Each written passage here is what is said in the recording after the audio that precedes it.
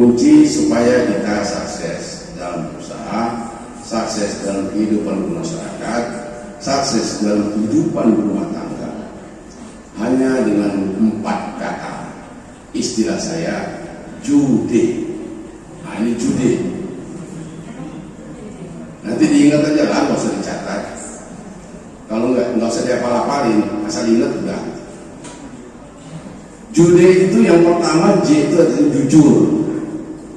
Nah, kalau kita mau berhasil dalam usaha, kita mau berhasil dalam kehidupan bermasyarakat, kita mau berhasil dalam kehidupan rumah tangga, maka kita awali dengan kejujuran.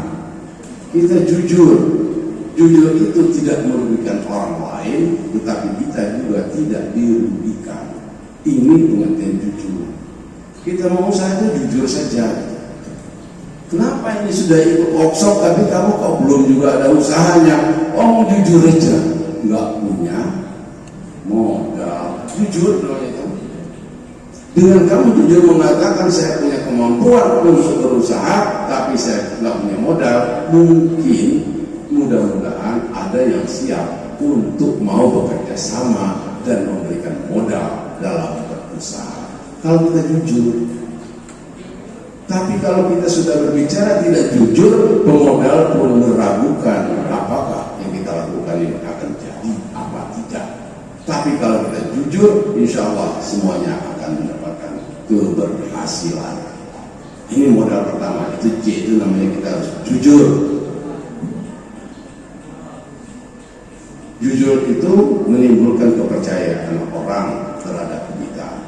Banyak orang-orang sukses itu awalnya dari orang yang tidak mampu, bahkan dia hanya menjadi karyawan di sebuah perusahaan hanya dengan modal kejujuran. Akhirnya bosnya berani memberikan kepercayaan kepada anak buahnya yang bersifat jujur tadi. Ini J pertama. Yang kedua, ulet. Ulet ini artinya kita betul bekerja keras, siap untuk berkorban apapun untuk kemajuan dan bisa membantu orang lain. Kita ulet dalam usaha, tidak pernah mau menyerah. Kalau kata Pak Suyanto tadi, dampak COVID-19 itu ibu-ibu sekarang sangat kreatif, sangat inovatif, sehingga dia bisa berkeliling untuk menjual hasil-hasil karyanya berupa makanan. Tapi Pak Suyanto nggak bilang gitu, banyak keahlian yang bertambah bagi ibu-ibu akibat COVID. Nggak boleh keluar rumah, di dalam rumah dia karaokean.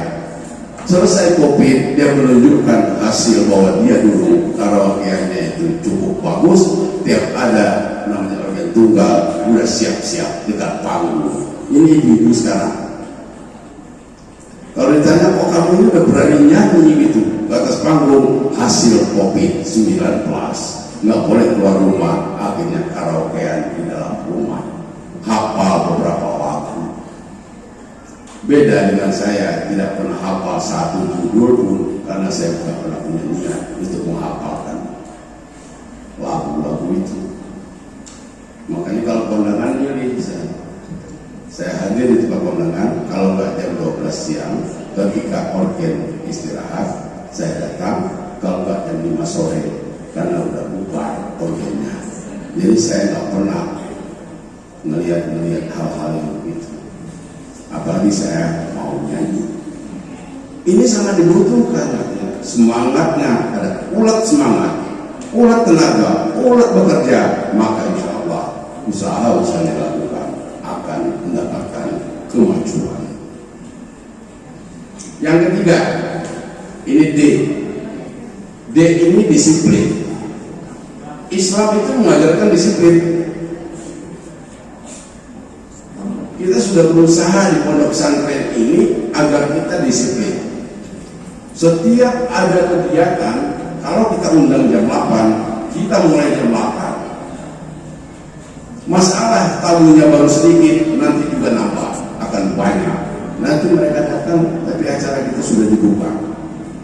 Kalau kita mulai molor dengan istilah jam karet, ya salah belilah, nggak ngapain juga beli jam karet. Akhirnya kita pakai jam karet terus.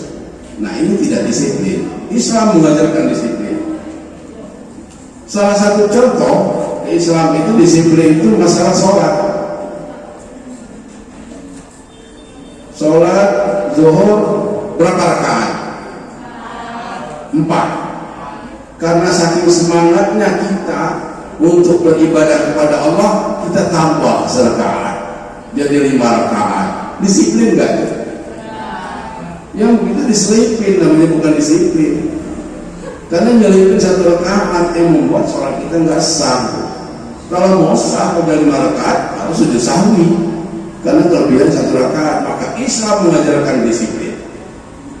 Kita disiplin dengan janji kita. Kita disiplin dengan apa yang kita sampaikan. Kalau kita tidak berani disiplin, jangan pernah kita berani janji.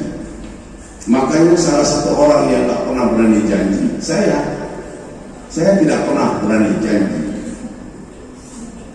Kalau ada orang minta tolong, selalu saya sampaikan, saya syariat, kamu berdoa, mudah-mudahan Allah mengijabah yang kita lakukan. Kalau saya sudah mulai berani berjanji, insya Allah saya akan berani untuk mengingkari janji itu. Maka saya orang yang tidak berani janji. Saya disiplin. Kalau saya janji sama orang, saya disiplin.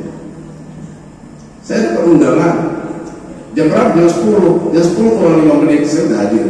Kalau saya memang sudah sampaikan bahwa saya akan hadir. Tapi kalau nggak bisa, saya konfirmasi bahwa saya nggak bisa hadir. Hari ini di Polres ada kunjungan Kapolda. Lalu saya ditelepon tadi pagi sama Kasih Intel untuk bisa hadir di Polres. Saya sampaikan kepada Kasat Intel, mohon maaf saya tidak bisa hadir untuk mewakili MUI, ada sekretaris umum. Maka saya telepon sekretaris umum hadiri kunjungan Kapolda di Polres Tanggamus. Saya minta maaf tidak bisa hadir karena saya punya acara. Kalau saya bisa hadir ya, kalau enggak saya selalu wakilkan dengan yang lain. Nah, ini belajar disiplin. Kalau di MUI itu teman-teman itu udah tahu betul, oh Pak Dewa itu orangnya disiplin tuh. Saya disiplin. Di pengurus MUI itu semua yang namanya organisasi Islam itu saya ajak. Ada yang ngaku dari LDI, ada yang ngaku dari Syiah, ada dari mana-mana. Ayo masuk pengurus MUI. Dengan catatan jangan bicara di pengurus MUI tentang khilafiyah. Bicaralah tentang ukhuwah Islamiyah. Kalau bicara soal khilafiyah, kalian berhenti dari pengurus MUI. Saya disiplin. Sekali dia ngomong masalah khilafiyah di pengurus MUI, langsung saya berhentikan. Saya tegas, karena saya disiplin. Banyak keuntungan yang saya ambil. Ada kasus kemarin LDI, ada ribut dengan masyarakat. Saya nggak turun. Yang sampah itu ketua LDI kabupaten. Tolong anak buahmu diurusin, selesaikan urusan anak buahmu itu. Turun ketua LDI, selesai. Saya nggak turun, tapi saya sampaikan. Ayo, di MUI jangan bicara khilafiyah, kita bicara ukhuwah Islamiyah. Ada yang melanggar, saya berhenti. Saya tegas, tapi alhamdulillah sampai sekarang belum ada yang saya berhentikan, karena mereka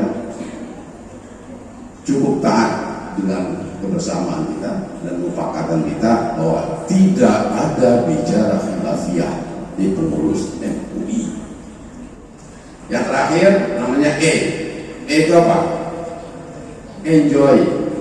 Nah ini enjoy ini.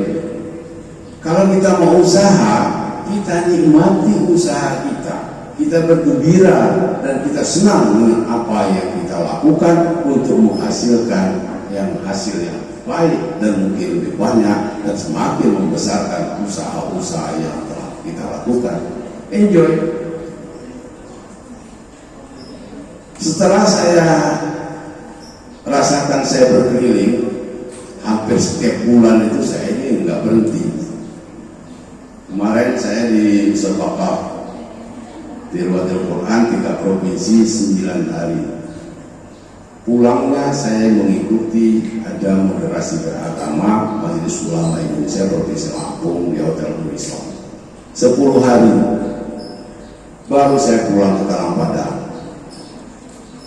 Saya pulang hari Sabtu, mau pulang itu saya siang, istri saya telepon mau berangkat wisata religi ke Palembang. Udah 10 hari gak ketemu istri, saya pulang, istri berangkat ke Palembang. Ini risiko, tapi kan ini namanya risiko perjuangan. Tapi dengan begitu apa saya harus kesal? Enggak, saya nikmati aja. Itulah letak enjoy-nya. Silahkan dia wisata religi, saya menyelesaikan tugas saya, dan saya dengan enjoy, dengan senang-senang hati saja. Saya pergi kemana-mana tetap enjoy. Banyak yang salah matanya, karena saya banyak keliling, saya dibilang katanya tambah muda, karena saya enjoy aja dengan apa yang saya lakukan. Enjoy saja.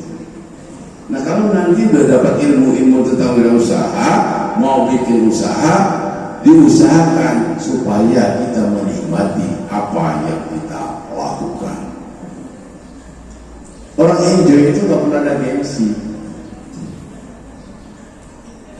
Saya kemana-mana sarungan, saya enjoy aja, nggak ada saya gengsi-gengsi.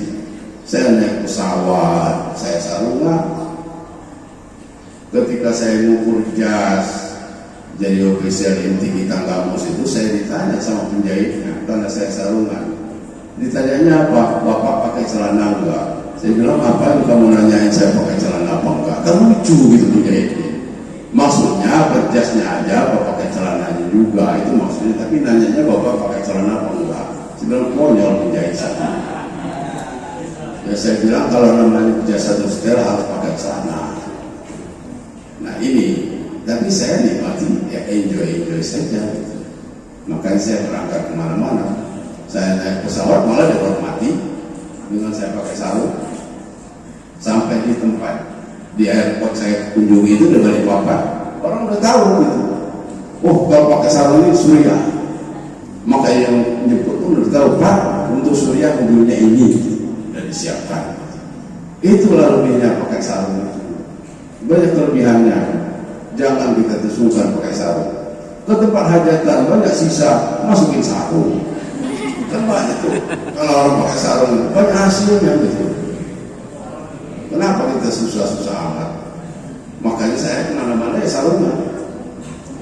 Sarungan dan tidak pernah lepas peci. Nah, saya kemana-mana selalu pakai peci.